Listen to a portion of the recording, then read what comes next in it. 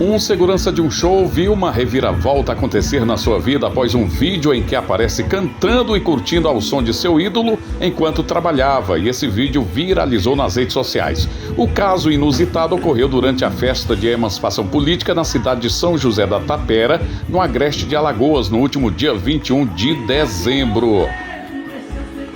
O segurança, identificado como Washington Teixeira, estava trabalhando na segurança do show do artista Unha Pintada, de quem ele se confessa ser muito fã. Ele não resistiu ao ver de perto o ídolo cantando, quebrou o protocolo da sua função e juntou-se à Unha Pintada nos vocais à beira do palco. Enquanto cantava, ele sorria e tietava o ídolo.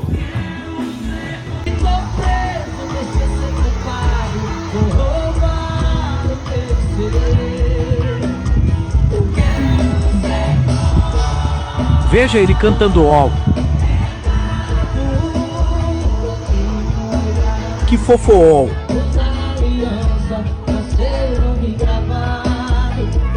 Merece o mundo.